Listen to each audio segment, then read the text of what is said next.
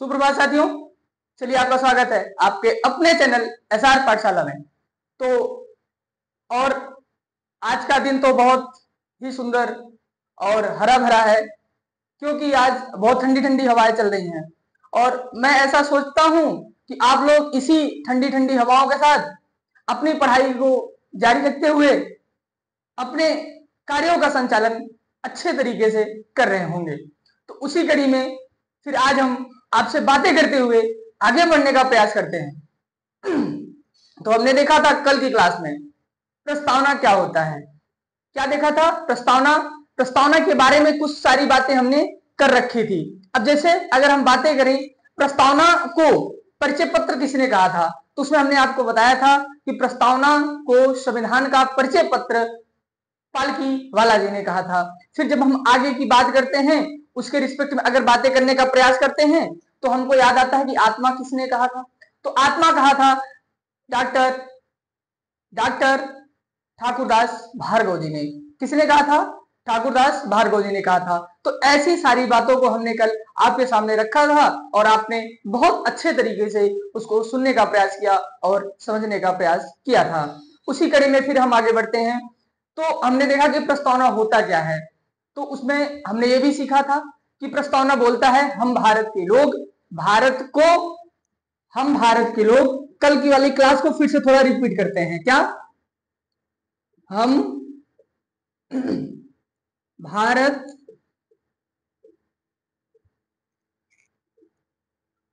के लोग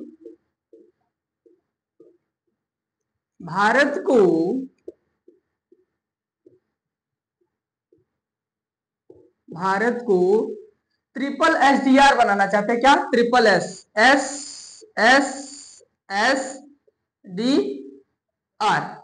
अगर हम बातें करें जो एस फॉर क्या होता है, तो मैंने आपको बताया था सोवरेन, दूसरा होता है सोशलिस्ट, तीसरा है सेकुलर, चौथा D for democratic, R for Republic.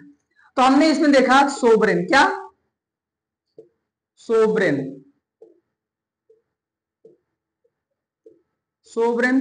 दूसरा है अपना सोशलिस्ट,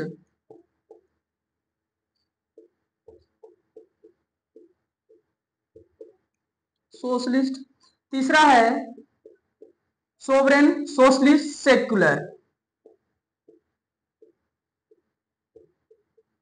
सेक्युलर, और डी नंबर है आपका डी फॉर डेमोक्रेटिक,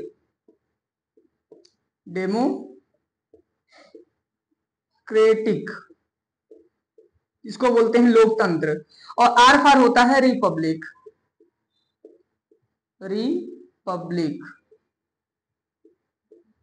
ये सारी बातें हमने देख लिया था। S for sovereign, S for socialist, फिर सेकुलर, डेमोक्रेटिक, रिपब्लिक। अगर इन सब की हम बातें करें तो हिंदी में होता है सोवरेन का मतलब संप्रभु। क्या होता है? संप्रभु। फिर जब हम बात करते हैं सोशलिस्ट का, तो हमने देखा था समाजवादी। कुछ लोग होते हैं जो समाजवादी विचारधारा के होते हैं। फिर जब हम बात करते हैं सेकुलर का, तो फिर हमको याद आता है डेमोक्रेटिक का, फिर हमें याद आता है रिपब्लिक का। तो कल हमने देखा संप्रभु, समाजवादी और सेकुलर, इन सारी बातों को कल हमने आपके सामने रखा था। तो हमने जब सेकुलर की बात किया तो उसमें हमने देखा क्या? पंथ निरपेक्ष।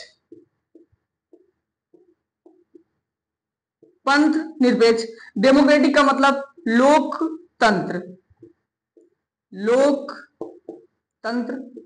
फिर जब अगर बातें करें उसी के आगे, रिपब्लिक का मतलब क्या होता है?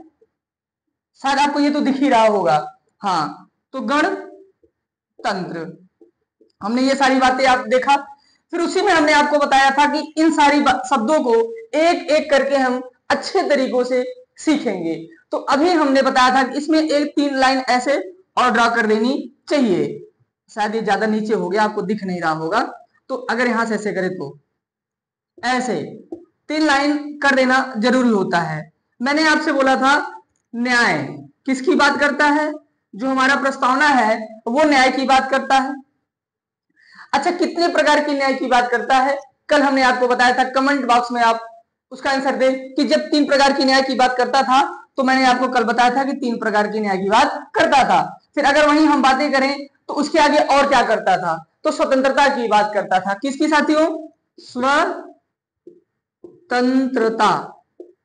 स्वतंत्रता की बात करता था। लेकिन हमने आपको इसी के साथ साथ एक लाइन और बताया था, वो क्या था कि यहां जो स्वतंत्रता की बात की गई है वो लिबर्टी है, ना कि फ्रीडम है। फ्रीडम अलग होता है साथियों, लिबर्टी अलग होता है। इसमें हमने 5 प्रकार की स्वतंत्रता को देखा था। फिर वही जब हम बात करते हैं समानता की, किसकी? समानता की।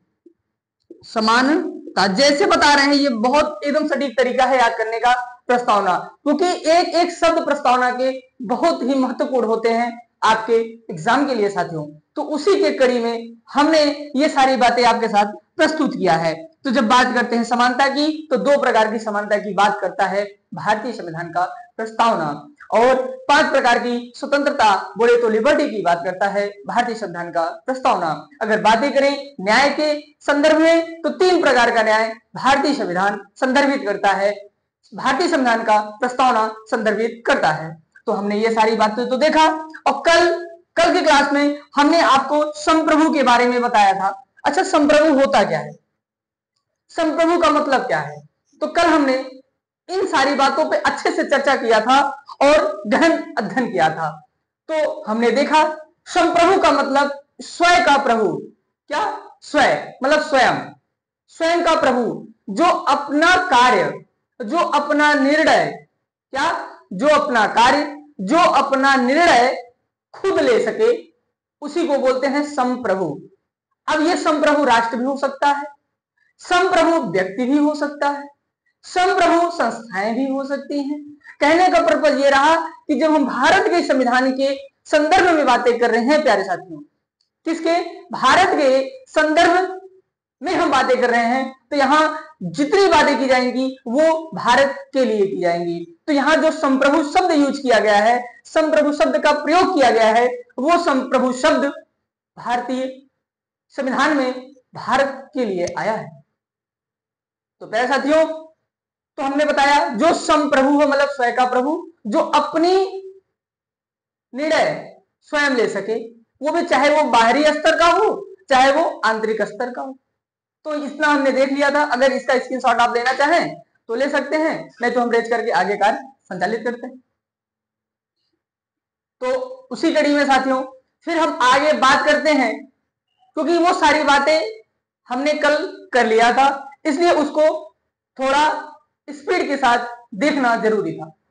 तो आइए आज हम नए टॉपिक से स्टार्ट करते हैं। वो टॉपिक मेरा क्या है? समाजवाद या समाजवादी व्यवस्था। तो कल की क्लास में हमने आपको वो सारी बातें बताई थी जो आज हमने 5 से 7 मिनट में वो सारी बातें आपके सामने रखने का प्रयास किया था। तो अब हम प्रस्तावना में ही एक शब्द हम देखते हैं, समाजवादी। क्या? समाजवाद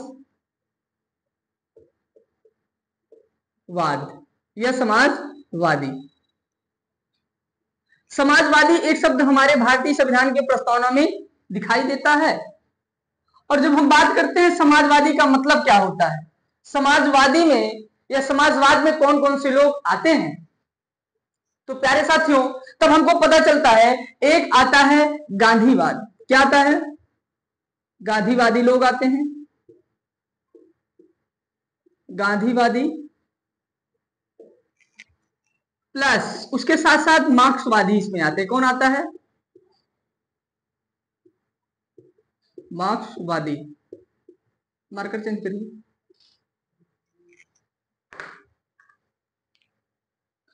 तो हमने देखा प्यारे साथियों, जो ये है मार्क्सवादी और ये है गांधीवादी। याद रखने की बात है, एक शब्द दिया है गांधीवादी, एक शब्द दिया है मार्क्सवादी। ये होते क्या है मैं आपको थोड़ा सा बताता हूं। गांधीवादी का मतलब होता है, याद रखने की बात है, समाजवाद में ये दोनों शब्द आते हैं। एग्जाम में आपके प्रश्न पूछा जाता है समाजवाद के तत्व हैं, उसमें आपको ऑप्शन में मिलेगा गांधीवाद, मार्क्सवाद, उदारवाद या ए और बी दोनों। तो आपको पता है कि गांधीवादी और मार्क्सवादी जो विचारधारा दोनों आएंगी, जहां जहां आएंगी उसी को हम क्या बोलेंगे, समाजवादी विचारधारा या समाजवादी व्यक्तित्व। मतलब वो व्यक्ति जो होगा समाजवादी विचारधारा का होगा, उसका व्यक्तित्व जो होगा समाजवादी होगा। तो हमने ये सारी बातें देखा, लेकिन समाजवाद होता क्या है उसके साथ साथ फिर हम देखेंगे गांधीवादी क्या होता है, मार्क्सवादी क्या होता है। तो सबसे पहले हम देखते हैं गांधीवादी क्या होता है। साथियों, गांधीवादी जो शब्द आया है वो गांधी जी से संदर्भित होता हुआ आया है। अच्छा, अगर हम बातें करें गांधीवादी विचारधारा गांधी जी से तो आया है, लेकिन गांधी जी की क्या विचारधाराएं थी? गांधी जी की ये विचारधाराएं थी कि जैसे उनको कोई आंदोलन करना है। आज हम देखते हैं हमारे युवा आंदोलन करने तो जाते हैं, तो आंदोलन का शाब्दिक अर्थ होता है शांति से अपनी बातों को रखना। लेकिन आज के युवा या आज के जो आंदोलनकर्ता होते हैं वो कुछ ही क्षण में, कुछ ही मिनट के बाद उग्रेसिव हो जाते हैं, उनके अंदर उद्दंडता आ जाती है।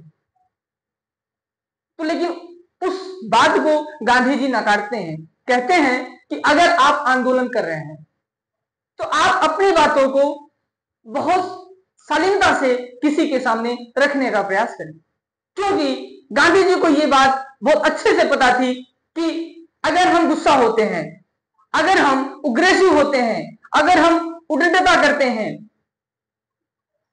तो कहीं ना कहीं हम अपनी शक्तियों को खो देते हैं। तो गांधी जी का विचार तो था कि हम मारकाट नहीं करेंगे, हम लड़ाई झगड़ा नहीं करेंगे, हम सबके साथ अच्छा व्यवहार रखेंगे। अगर कोई हमको गाली भी दे देता है, उसके हम गाली, वो हमको गाली दिया लेकिन मैं उसे गाली नहीं दूंगा, मैं उसको भी सम्मान दूंगा। तो ऐसे विचारधारा जिसके पास होती है वो गांधीवादी विचारधारा के लोग होते हैं। लेकिन बहुत दुखद की बात यह है प्यारे साथियों कि हमारे भारत में गांधीवादी विचारधारा के बहुत ही कम, बोले तो नाम मात्र के लोग दिखाई पड़ते हैं। कोई सब बोलेंगे मैं गांधीवादी हूं, लेकिन गांधीवादी विचारधारा को दूसरे के सामने प्रदर्शित करने से डरते हैं। कहीं ना कहीं वो हमारे समाज में उपस्थित कुछ बुराइयां हैं जो व्यक्ति को उसके व्यक्तित्व में गांधीवादी विचारधारा को प्रदर्शित करने से रोकती हैं। ये बात सत्य है साथियों। शायद अगर आप मेरी बातों को, मेरे शब्दों को कहीं ना कहीं एक दूसरे से लिंक कर पा रहे होंगे तो शायद मैं समझ पाऊंगा कि हाँ, वास्तव में आप आने वाले कुछ दिनों में, पॉलिटी तो ठीक है लेकिन आप शब्दों के जानकार जरूर हो जाएंगे साथियों। उसी कड़ी में जब हम आगे बात करते हैं मार्क्सवादी विचारधारा, मार्क्सवादी कहते हैं सबको स्वतंत्रता दे दो। क्या? जहां स्वतंत्रता हो, मतलब नंगे घूमो कोई समस्या नहीं है, आधे कपड़े पहन के घूमो कोई समस्या नहीं है, ऊपर शर्ट डाल लो नीचे अंडरवियर मत पहनो, तब पर भी वो कहते हैं स्वतंत्रता। कहने का पर्पज है जहां एक दूसरे को कोई ना रोके ना टोके, वही क्या है? मार्क्सवादी विचारधारा, वही मार्क्सवादी समाज है। तो साथियों, हमने यही देखा समाजवादी में दो तत्व आते हैं जिनको बोलते हैं गांधीवादी और मार्क्सवादी। सॉरी, इसमें हमने देखा कि जहां एक दूसरे को रोके नहीं, जहां थोड़ा बहुत हस्तक्षेप हो। लेकिन उदारवाद में यह होता है कि जहां कोई रिस्ट्रिक्शन ना हो, जहां लोग नंगे घूमे तब फिर भी कोई बाउंडेशन नहीं होता है, उसको बोलते हैं उदारवाद। लेकिन यहां पे थोड़ा बहुत रिस्ट्रिक्शन होता है साथियों, थोड़ा बहुत रुकावट या अवरोधक किया जा सकता है। तो हमने ये सारी बातों को सीखा और जानने का प्रयास किया। फिर जब हम आगे बढ़ते हैं, भारतीय समाज में भारतीय जो संविधान है उसमें लोकतांत्रिक समाजवाद है। क्यों है? क्योंकि हमारे संविधान की प्रस्तावना में ये बातें संदर्भित की गई हैं। लेकिन जब हम बात करते हैं भारतीय संविधान के प्रस्तावना में समाजवाद शब्द कब जोड़ा गया, ये आपके एग्जाम के पॉइंट से बहुत ही महत्वपूर्ण हो जाता है कि भारतीय संविधान में कब समाजवाद जोड़ा गया था? तो मैं आपको थोड़ा सा बता दूं कि 42वें संविधान संशोधन 1976, 42वें कॉन्स्टिट्यूशन अमेंडमेंट 1976 के द्वारा जोड़ा गया।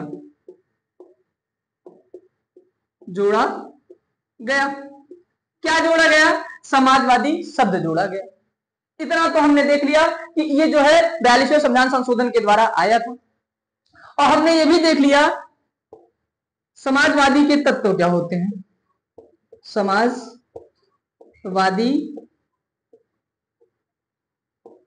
के तत्व तो मैंने आपको तुरंत भी बताया, गांधीवादी और मार्क्सवादी। गांधीवादी प्लस मार्क्सवादी।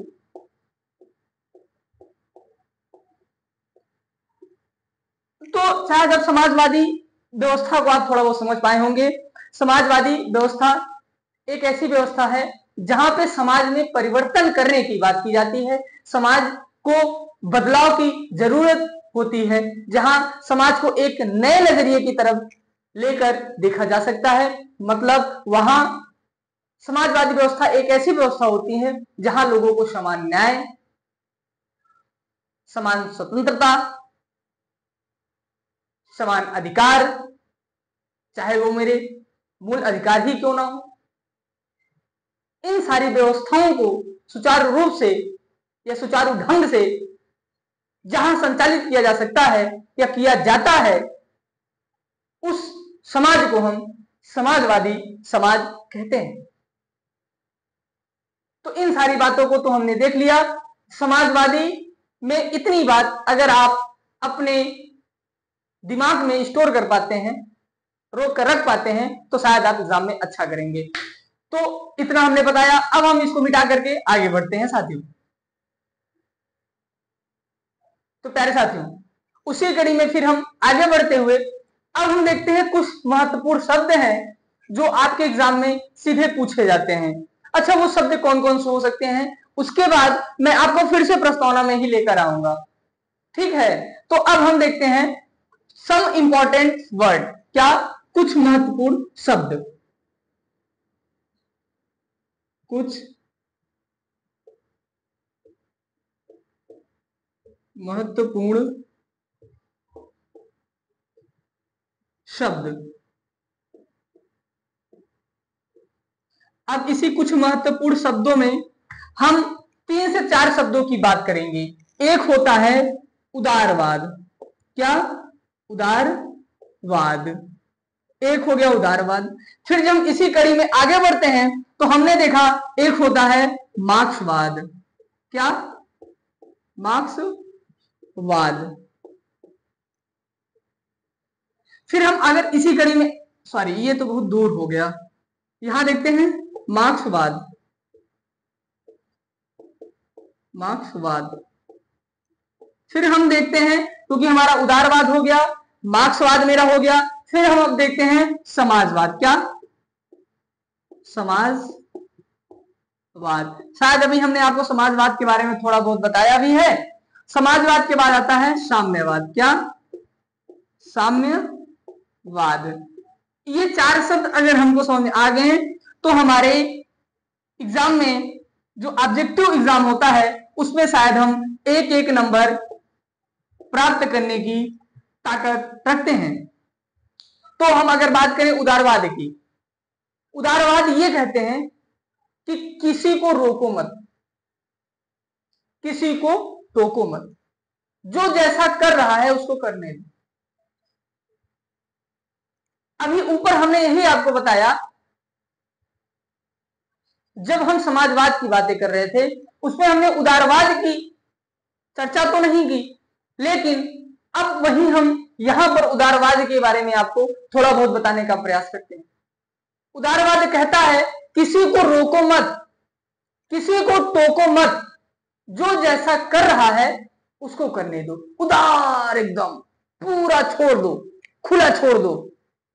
जैसे गांव में छुट्टा सांड नहीं घूमते हैं, वैसे इसको छोड़ दो। चाहे वो नंगे घूमे, चाहे कपड़े पहन के घूमे, चाहे एक पैर में कपड़ा डाल, पैंट डाल ले, एक में ना डाले, मतलब वो जैसा करना चाहे उसको करने दो, रोको मत। ये कहते हैं जहां पूर्ण स्वतंत्रता हो, क्या? पूर्ण स्वतंत्रता हो, जहां पूर्ण स्वतंत्रता हो। लेकिन मार्क्सवाद कहते हैं कुछ मत करो, सबको समान कर दो, गरीबी अमीरी कुछ नहीं होना चाहिए, सबको एक समान। मतलब इनका कहने का उद्देश्य ये था, मार्क्स का, कार्ल मार्क्स का जो इस शब्द को दिया था, तो उनका कहना था कि गरीबी क्या होती है, अमीरी क्या होती है, हमसे कोई मतलब नहीं है, सबको एक समान कर दो, सबको एक समान कर दो। और यही बात गांधी जी भी करते थे, समानता लाओ, समानता लाओ, भारत में समानता लाओ। तो भैया समानता आएगा कैसे? जब लोगों ने कार्ल मार्क्स से पूछा कि भैया ये बताओ, आप कहते हो समानता लाओ, समानता लाओ, समानता लाओ, तो समानता लाने का कोई रास्ता तो होगा। तो गांधी जी ने अपने तरीके से बताया। जब कार्ल मार्क्स से पूछा गया कि आप बताइए समानता कैसे आएगा, इन्होंने कहा कि जितने बड़े बड़े उद्योगपति हैं, जितने बड़े बड़े पैसे वाले लोग हैं, उन सबसे पैसे छीनकर, उन सबसे पैसे लेकर आप गरीबों में बांट दो। तो इनका उद्देश्य क्या था? समानता, समानता लाओ। यहां तो हमने देख लिया कि भैया उदारवाद मतलब जहां पूर्ण स्वतंत्रता हो, मार्क्सवाद का मतलब एकदम पूरा कहां, जहां समानता हो, जहां समानता लाने की बात की गई हो। जब हम बात करते हैं समाजवाद की, किसकी बात करते हैं? समाजवाद की। समाजवाद कहता है स्वतंत्रता तो होनी चाहिए, क्या? स्वतंत्रता हो, लेकिन पूर्ण स्वतंत्रता ना हो। जैसे उदारवाद की अगर हम बात करें, इसका एग्जांपल आप ले सकते हो, ये यूएसए में है, अमेरिका में पूरा उदारवाद है।